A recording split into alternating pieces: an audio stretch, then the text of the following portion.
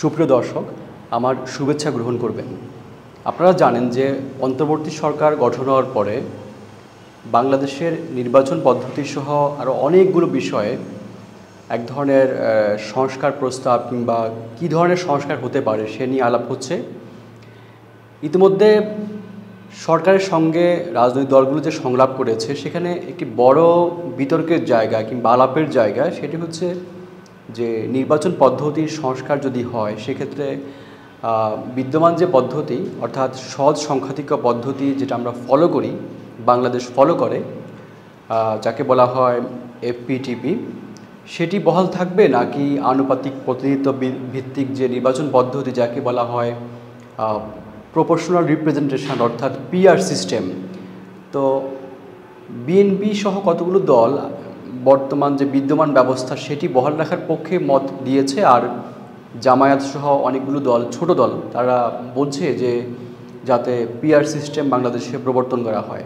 এবং কারো কারো মতে যারা বিশেষজ্ঞ, যারা অনেক দিন ধরে নির্বাচন ব্যবস্থা সংস্কার কিংবা নির্বাচন বিশেষজ্ঞ যারা, তারা বলছেন বাংলাদেশের প্রেক্ষাপটে হয়তো প্রথমেই আনুপাতিক পদ্ধতি প্রবর্তন না করে মিশ্র পদ্ধতি প্রবর্তন করা যেতে পারে। তো এ নিয়ে এক ধরনের বিতর্ক আলাপ এই মুহূর্তের বাংলাদেশে। তো আজকে সে নিয়ে আলাপ করব যে বাংলাদেশে আনুপাতিক পদ্ধতি কতটা কার্যকর হতে পারে, আদৌ এটি চালু করা সম্ভব কিনা। তো বাংলাদেশে আমরা জানি যে গণতান্ত্রিক পদ্ধতিতে দুইভাবে ইলেকশন হয়, একটা হচ্ছে সংসদীয় পদ্ধতিতে আর একটা হচ্ছে রাষ্ট্রপতি পদ্ধতি। তো বাংলাদেশ সংসদীয় পদ্ধতি অনুসরণ করে। তো এর মধ্যে দুটা পদ্ধতি, আবার সংসদীয় পদ্ধতির মধ্যে দুটা পদ্ধতি বিশ্বব্যাপী ফলো করা হয়। একটা হচ্ছে যেটা একটু আগে বললাম যে সহজ সংখ্যাধিক্য পদ্ধতি, আর একটু হচ্ছে আনুপাতিক পদ্ধতি।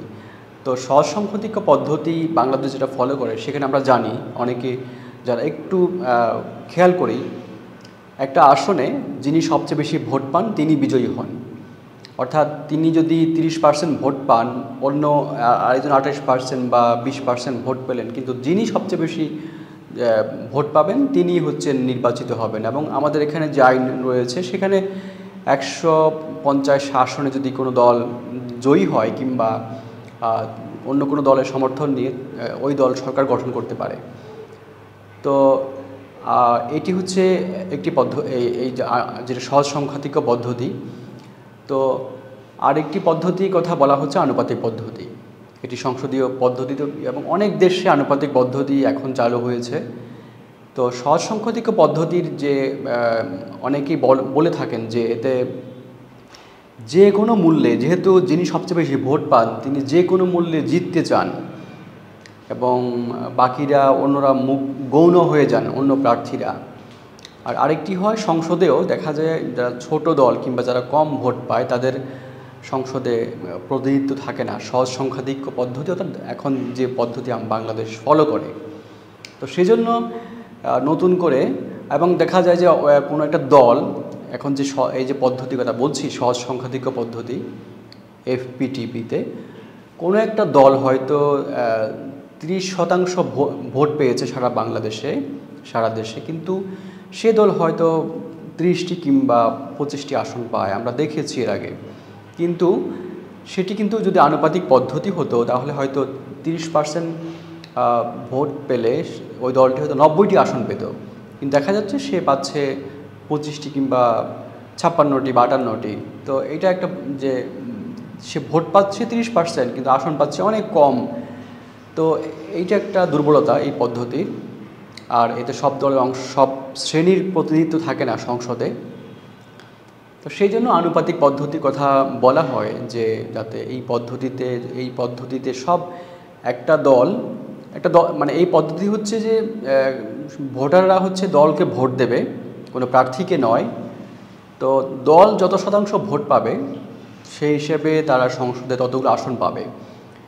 যে বাংলাদেশে যদি 300 আসন, তো আমরা জানি 300 আসন সংসদে, যদি 1% ভোট পায় তার মানে কোনো দল 1% ভোট পেলে সে 3টি আসন পাবে।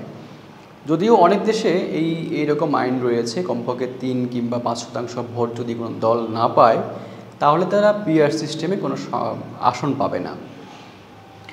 তো এই পিআর সিস্টেমের ক্ষেত্রে ওই যে বড় যে যুক্তি, সেখানে হচ্ছে সব শ্রেণী পেশার মানুষ তাদের সংসদে যাওয়ার সুযোগ থাকবে, আর এতে করে নির্বাচনের গুণগত মানে পরিবর্তন আসবে এবং এই যে টাকার খেলা কিংবা যে কোনো মূল্যে জয়ী হওয়ার যে প্রবণতা এখনকার পদ্ধতিতে যদি আনুপাতিক হয় তাহলে সেটি থাকবে না। আর আরেকটি বলা হয় যে সকল শ্রেণী মত সবার সংসদে যাওয়ার সুযোগ থাকবে, কিন্তু বাংলাদেশের প্রেক্ষাপটে এটি আদৌ কার্যকর করা যাবে কিনা বা চালু করা সম্ভব কিনা, এক্ষেত্রে কতগুলো বিষয় রয়েছে। যে আমরা অনেকেই মনে করি যে আমরা মনে হয় আনুপাতিক নিয়ে এক ধরনের রোমান্টিসিজম কাজ করছে, যে হ্যাঁ এটা খুব ভালো, এটার এই ভালো দিক এই সেই, কিন্তু আমার দেশের প্রেক্ষাপটে এটি প্রবর্তন করা যাবে কিনা কিংবা আনুপাতিক পদ্ধতি আসলেই প্রবর্তন করা যাবে কিনা। তো বাংলাদেশে যেটা হয় যে একজন ভোটারের সঙ্গে একজন প্রার্থীর সম্পর্ক থাকে এখন যে পদ্ধতিতে, সেখানে একজন প্রার্থী তিনি ওই অঞ্চলের হন এবং তিনি ভোটাররা জানেন যে তিনি কাকে ভোট দিচ্ছেন, এবং তার সঙ্গে এক ধরনের কালচারাল কিংবা কতগুলো জায়গা থেকে একটা ভোটাররা আত্মিক সম্পর্কে জায়গা থাকে। কিন্তু আনুপাতিক পদ্ধতি যদি প্রবর্তন করা হয় তাহলে দেখা যাবে যে ভোটাররা দলকে ভোট দেবে, কিন্তু তারা তাদের প্রার্থীকে কিংবা তাদের আসনে কে সংসদ সদস্য হবেন তারা সেটা জানবেন না। তো যে কারণে প্রার্থীদের সঙ্গে ভোটারদের সম্পর্ক থাকবে না যদি আনুপাতিক পদ্ধতি প্রবর্তন করা হয়। তো যদিও আমাদের এখানে যদিও স্থানীয় আরেকটি হচ্ছে স্থানীয় উন্নয়ন কিংবা স্থানীয় সমস্যাগুলো, যিনি স্থানীয় একটা আসন থেকে প্রার্থী হবেন তিনি জানেন সেই সমস্যাগুলো, কিন্তু আনুপাতিক পদ্ধতি প্রবর্তন করা হলে যেহেতু একটা ক্রমতালিকা থাকবে যে দল এটা নির্বাচন কমিশনে জমা দেবে গোপন তালিকা, সেখানে যারা ক্রমতালিকা যত পার্সেন্ট ভোট পাবে ক্রমতালিকা অনুযায়ী সংসদ সদস্য নির্বাচিত হবে।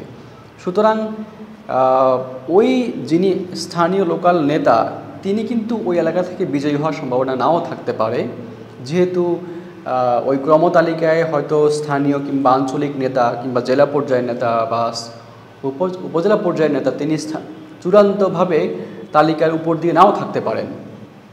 তো যে কারণে জনগণের সাথে প্রার্থী সম্পর্ক নাও থাকতে পারে, এবং আনুপাতিক পদ্ধতি প্রবর্তন করা হলে দেখা যাবে অনেক বেশি দলের কেন্দ্রীয় নেতারাই হচ্ছে প্রথম দিকে তালিকায় থাকবে এবং দল আরও বেশি অ্যাগ্রেসিভ কিংবা ক্ষমতাবান হয়ে উঠবে, যে কারণে কোনো এলাকা থেকে দেখা যাবে যে হয়তো এই জেলায় 4-5 জন কেন্দ্রীয় নেতা রয়েছেন, অন্য জেলা থেকে হয়তো কেউই নাই, মানে নির্বাচিত হবে না, যেহেতু ক্রমতালিকায় হয়তো ওই জেলাতে কেন্দ্রীয় নেতা বেশি।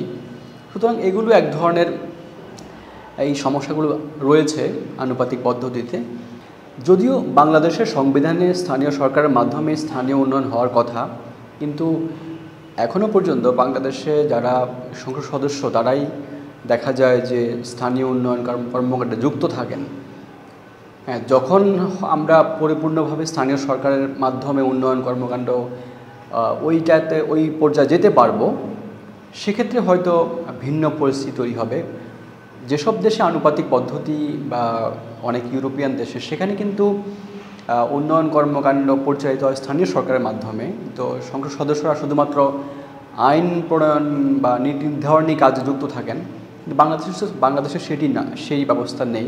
সুতরাং বাংলাদেশের প্রেক্ষাপটে সম্প্রতি সাবেক সিইসি আবু হেনাও তিনি একই কথা বলেছেন যে ভোটারের সঙ্গে কিংবা আঞ্চলিক নেতার সঙ্গে যদি ভোটারের সম্পর্ক তৈরি না হয়, আনুপাতিক পদ্ধতি হলে সেটি থাকবে না।